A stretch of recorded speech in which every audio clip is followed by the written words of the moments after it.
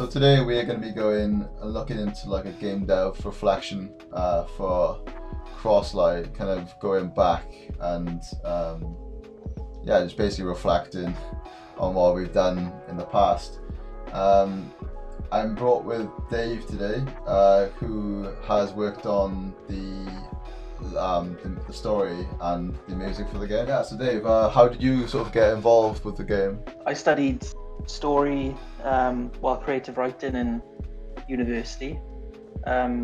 So like generally, I guess whenever Dan needed a story for anything, he was making any sort of games, he'd always come to me sort of thing for like some ideas and have a little brainstorm about things. So yeah, that's the main reason I got involved with the story. Music was just kind of something, I think you'd done like a little project at one point, Dan, didn't you? Like that game with the worm in it, and I'd like Yeah. I was in the living room, like, because obviously, you know, we friends for a while, we lived together for a bit as well, and I was playing like a little riff on my guitar as he was playing the game, and he was like, "Oh, that sounds cool in the game," so I started like just do it like you said. yeah. It was like a little catchy sort of just a little catchy sort of riff that I'd come together like with, and then just started doing music for Dan, and that's kind of why then I started doing, when he asked me about the story as well in this, I was like, I could do some music as well for it. So yeah, that's mainly how I got involved. I think this version of the game, Dan, I think it's version 2, isn't it? So this is actually version 5. Sorry. It's version 5, but it's pretty much the last build we released. But obviously we've been working on a new build since then. But this is probably the best build to show, really, isn't it? Yeah. This is a version of the game, that we showed at like an event that we went to in Cardiff, and it's got level 1, 2, and 3 in there, isn't it? So yeah, we thought this would probably be the best sort of thing to show off, because it kind of it's where we'd developed quite a lot of the story and added a bunch of tracks in as well, I guess, and a lot of detail into the game in general, like, you know, a lot of the level design had been done like pretty well and refined at that point as well. So yeah, we just want to look into level 1 today, didn't we, really? Because we didn't want to make like a huge video going into all the game kind of mechanics and levels and stuff. We just kind of wanted to like introduce ourselves and then sort of go in to depth with that then. So I guess, probably most people know already, but I kind of do like the development side of things from the game, so programming, mechanics, and just engine stuff in general. But yeah, like I got Dave with me today, so I kind of wanted Dave to kind of let everyone know really what he does for the game, and more specifically level 1. Yeah, the level 1 is basically like an introductory level. It's almost like an extended version of the tutorial, really, in the Dan. It's just like where you still getting used to it, gameplay mechanics and stuff.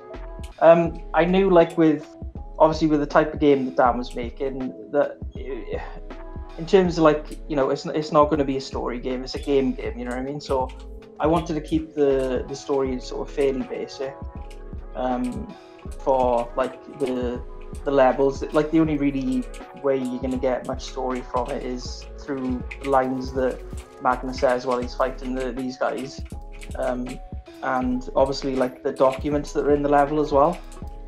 So I think the first document I put into the game, it was basically just given like a little bit of a background on, we'll be coming up on it like in a little while, won't we? But yeah, it's just giving a little bit of background about where Magnus is heading, and where the story is kind of heading as well.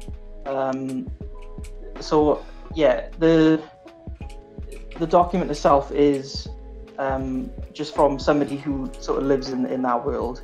So yeah, like the main thing I wanted to do with the story was just keep it so that each level has its own sort of story to it that's kind of told through these documents that you pick up.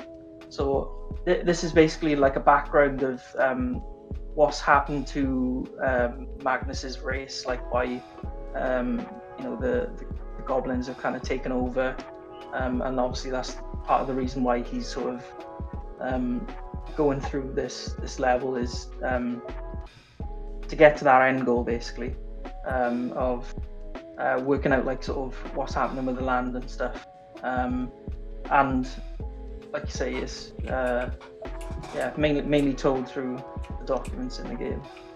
Music wise, like it mainly, I was sort of, when I was looking at it at the early stages of level 1 development, I was just looking at sort of the world setting and everything, and thinking, okay, he's a dwarf.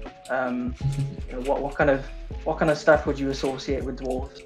And I'd say probably the biggest thing, sort of inspiration for me, was looking at sort of Viking sort of hymns and stuff like that.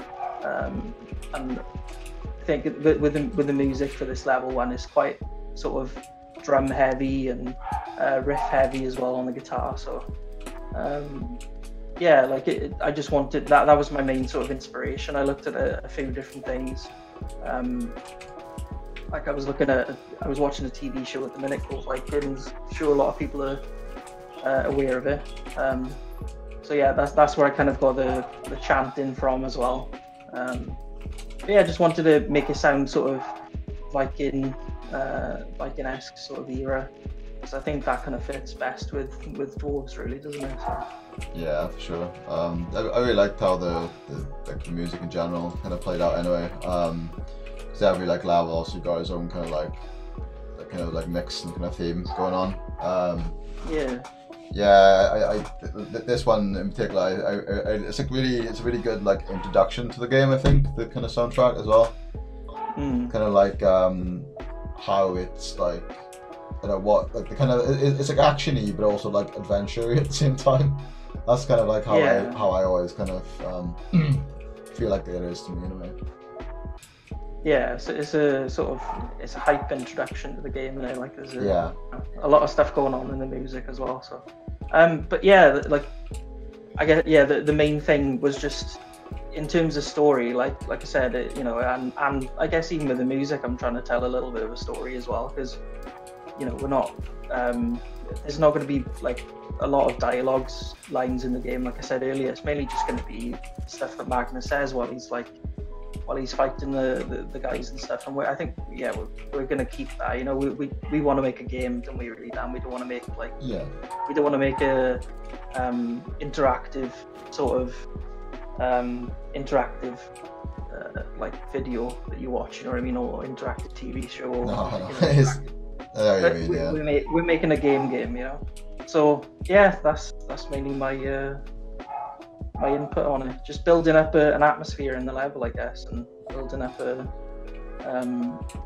mainly a story to the level. You know, we've written background for Magnus as well, and I'm not sure whether we'll do some like character profiles for him later on down the line. But yeah, my main intention with it was just to put, I guess, a simplified story in place, something that kind of explained why these things are happening. And, stick to that, really, not overcomplicate. That's great, Dave, to be honest. I briefly go into like what I did on the level then.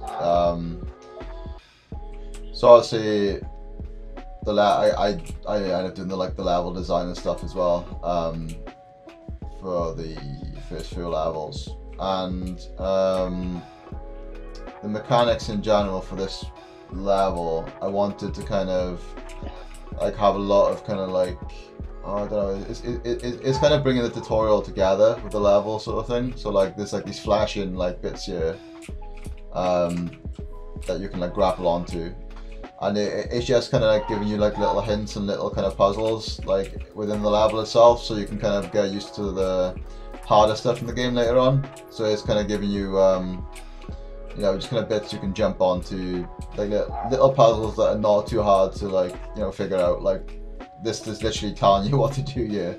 There's an indicator like going across, so you're like, okay, I learned how to do this in the tutorial. So it's just bringing the mechanics from the tutorial into the design itself.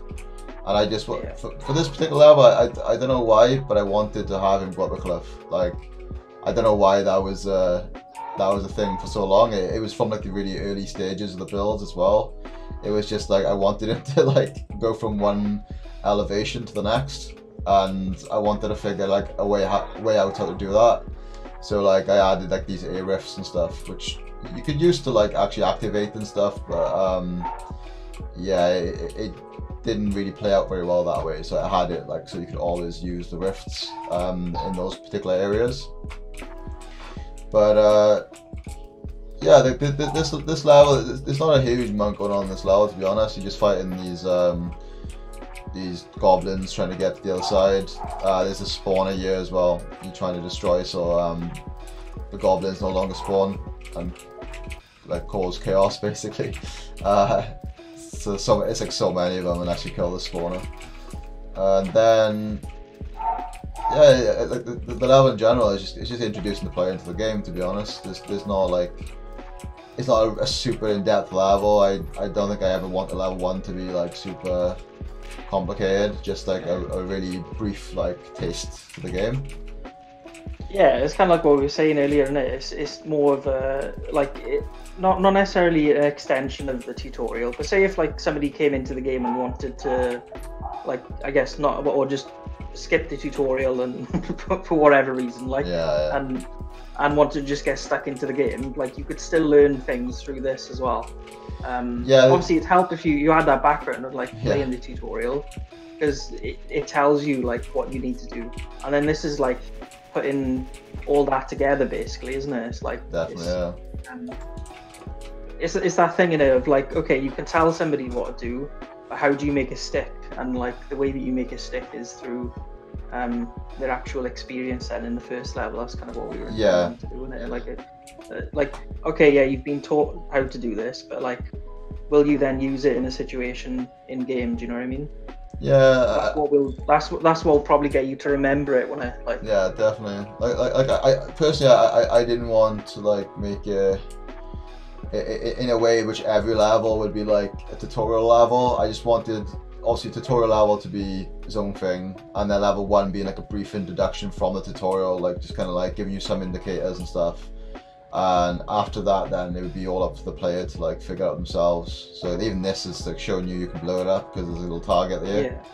So all this kind of stuff, this is not even explained in the tutorial, but like you kind of already know of this indicator, and so you can kind of try and work something out there. I mean, it's a dynamite cart anyway. You're going to try and shoot it, very likely. So yeah, you have the same indicator for the trees, don't you? So it's like, oh, this is an area of interest you might want to do something with now. So it's just building on that. Yeah, so that's pretty much all I wanted to go in this video, to be honest with you, Dave. Just a brief sort of a rundown of like, you know, where we got the inspiration for like level 1, and like, you know, the story behind that and the music behind that as well. So yeah, I'd say if you enjoy these kind of videos, hit the subscribe button, check on those notifications, and if you like this video in particular, yeah, just hit the like button and add some comments if you want to play the game or you want to give us some feedback. Cheers for joining, Dave, and we'll catch you in the next video. Yeah, no problem. See you guys again. Bye.